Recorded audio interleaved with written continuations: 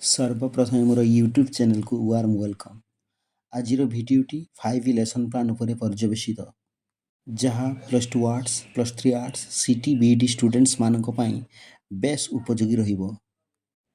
मातृभाषा ओडिया प्रबंध तथा गद्य साहित्य रो शिक्षादान पई 5 लेसन प्लान रे थिबा 5टी सोपान नियोजन एनगेजमेंट अनुसंधान एक्सप्लोरेशन व्याख्याकरण एक्सप्लानेशन संप्रसारण इलाबोरेशन और मूल्यांकन इभालुएशन माध्यम रे पाठ्य योजना प्रस्तुतिकरण मु सप्तम श्रेणीर साहित्य पुस्तकर रामायण कथा पाठ को 5 लेसन प्लान लिखनर नमूना आलोचना करिवि।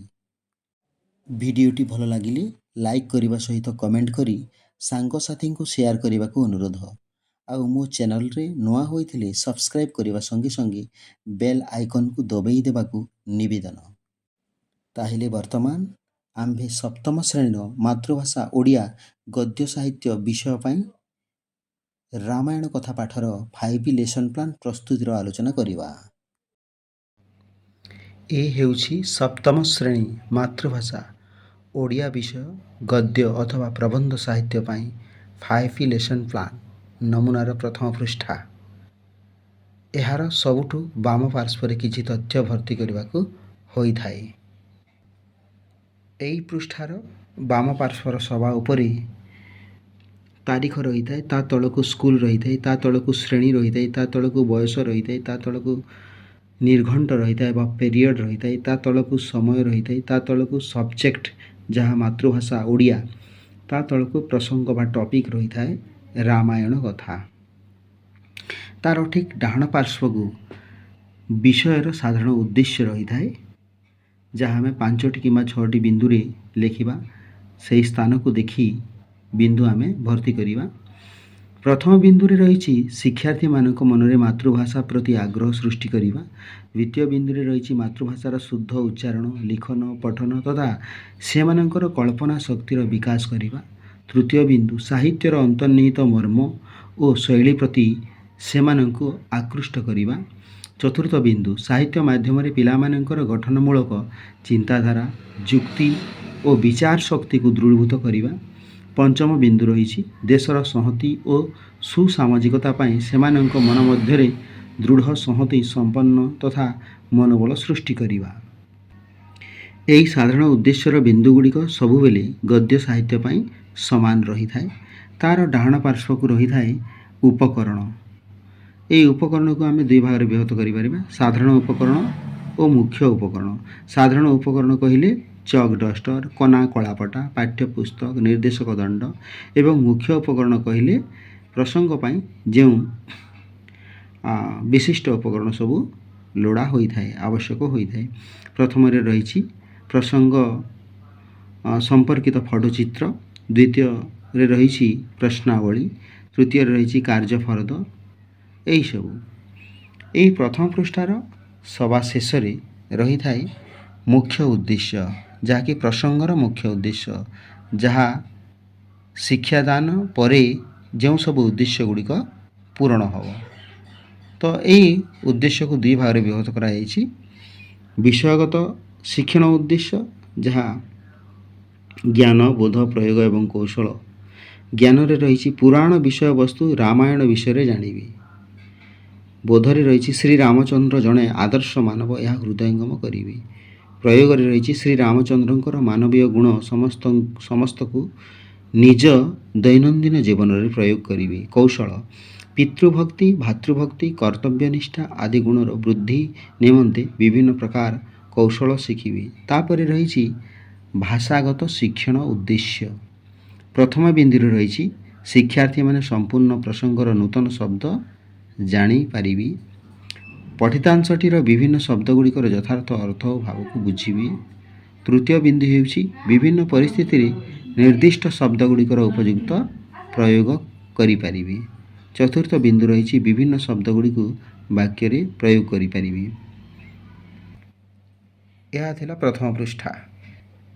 तापरे आमे परवर्ती पृष्ठा को जिबा।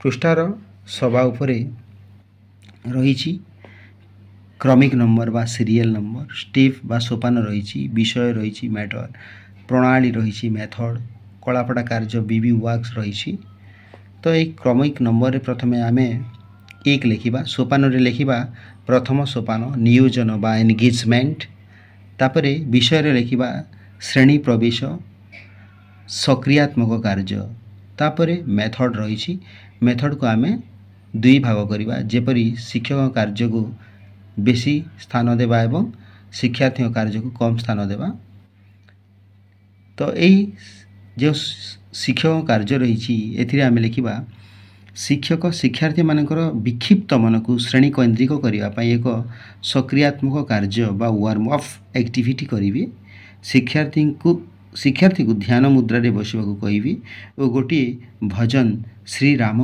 नाम रे गाइबी और शिक्षादान को आगे नवा सह निम्नलिखित प्रश्न गुड़िक पचारे जहाँ प्रारंभिक प्रश्नावली रही थाए से प्रश्न गुड़िक है शिक्षण कार्य एक देकी आम लिखिपर क्वेश्चन नंबर 1 प्रश्न 1 हिंदू धर्मर केतेक धर्मग्रंथ मानकर नाम कह द्वितीय प्रश्न अयोध्यारे क्यों भगवान विशाल मंदिर निर्माण होईछि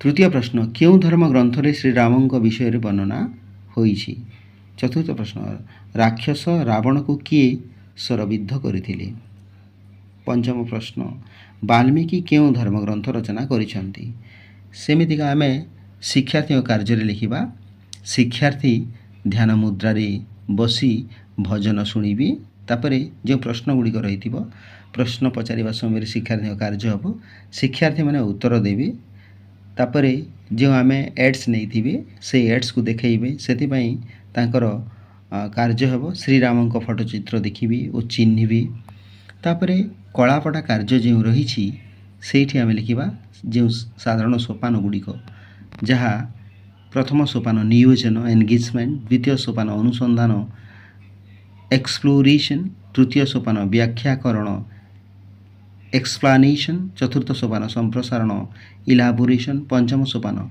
मूल्यायन इभालुएशन तापरे आम जो उपकरण नहीं से उपकरण को आम कलापटे लगे देवा श्रीरामंकर फोटोचित्र एठी रही तापरे ता परवर्ती पृष्ठा को आमे जिबा आमे विषय रे लिखिबा उद्देश्य ज्ञापन तापरे प्रसंग रे उपनीत तो ये जो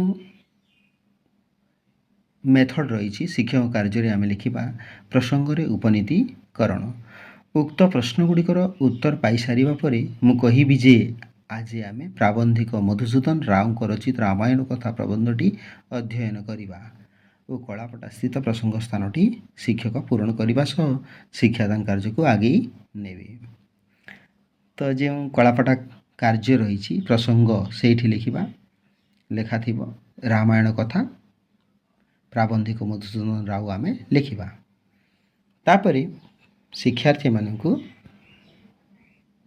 से संख्या देखी शिक्षक केतोटी दल रे विभक्त करी से आम विषय लिखा दल गठन दलपति चयन नामकरण दल गठन जो शिक्षक कार्य रही से आम लिखा दल गठन शिक्षक शिक्षार्थी मान संख्या को ध्यान दे 4-5टी दल रे से भाग करी जेभली प्रत्येक दलर समस्त स्तर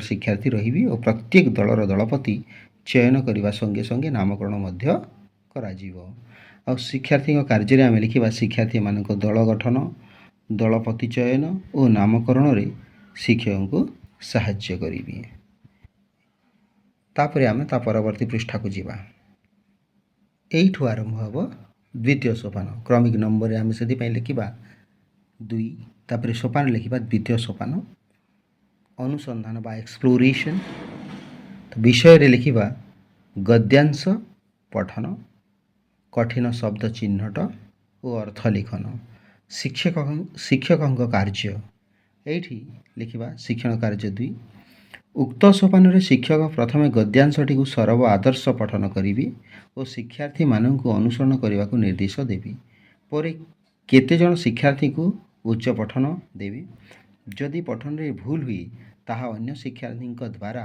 संशोधन कराइबी पुणी शिक्षार्थी को नीरव पठन सह कठिन शब्द चिन्हट पाई कहिबी और दलगत भाव में आलोचना करी अभिधान व्यवहार सह अर्थ लिखा कहिबी ଶିକ୍ଷାର୍ଥୀ କାର୍ଯ୍ୟରେ ଆମେ ଲେଖିବା ଶିକ୍ଷାର୍ଥୀ ପଠନ କରିବି, କଠିନ ଶବ୍ଦ ଚିହ୍ନଟ କରିବି, କଠିନ ଶବ୍ଦର ଅର୍ଥ ଅଭିଧାନରୁ ବାହାର କରି ଲେଖିବି। କାର୍ଯ୍ୟଫର୍ଦ୍ଦ 1 ଆମେ କଳାପଟା କାର୍ଯ୍ୟରେ କାର୍ଯ୍ୟଫର୍ଦ୍ଦ 1 ଲେଖିବା। କଠିନ ଶବ୍ଦ ଲେଖିବା ପାଇଁ ପିଲାମାନଙ୍କୁ ଦେବା କାର୍ଯ୍ୟଫର୍ଦ୍ଦ।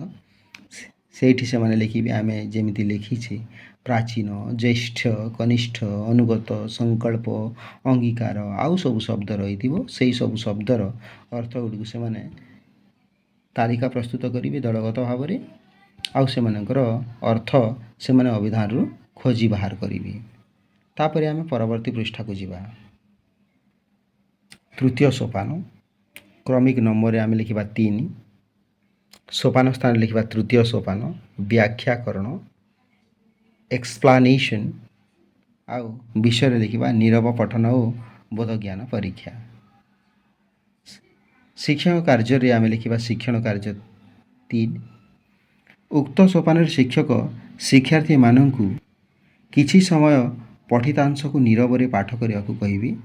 ସେମାନେ ପାଠ କରିବା ପରେ ସେମାନଙ୍କୁ ପ୍ରସଙ୍ଗ କେତେ ଦୂର ହୃଦବୋଧ କଲେ ଜାଣିବାକୁ କେତେ ଗୁଡ଼ିଏ ପ୍ରଶ୍ନ ଦିଆଯିବ। ସେମାନେ ସେହି ପ୍ରଶ୍ନ ଗୁଡ଼ିକର ଉତ୍ତର ଦଳଗତ ଭାବରେ ଆଲୋଚନା କରିବେ।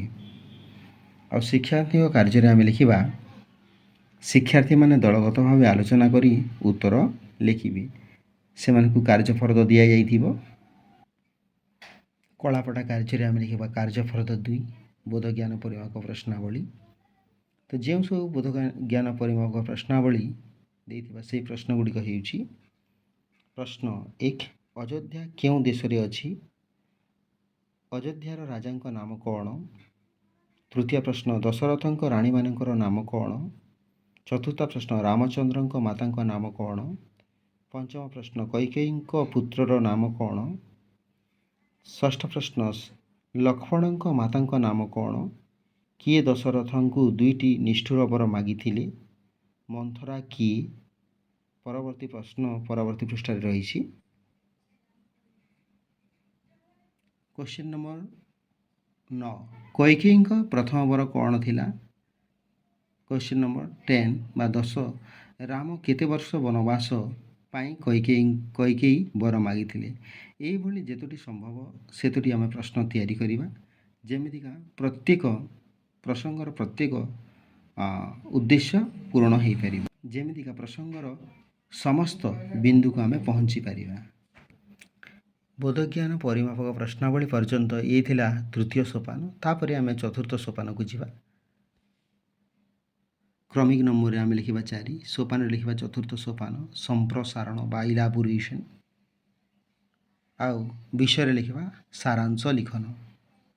ଶିକ୍ଷଣ କାର୍ଯ୍ୟ 4 ଉକ୍ତ ସୋପାନରେ ଶିକ୍ଷକ ଗଦ୍ୟାଂଶଟିର ସାରାଂଶ ଲେଖିଲା ଭଳି ଏକ ପ୍ରଶ୍ନ ଦେବେ, ପାଇବା ଭଳି ଏକ ପ୍ରଶ୍ନ ଦେବେ।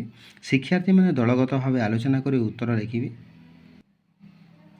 ସମସ୍ତ ଦଳର ଦଳପତି ଜଣ ଜଣ କରି ଛିଡ଼ା ହୋଇ ଲେଖିଦେବା ସାରାଂଶ ମୂଳକ ଉତ୍ତର ପଢ଼ିବେ।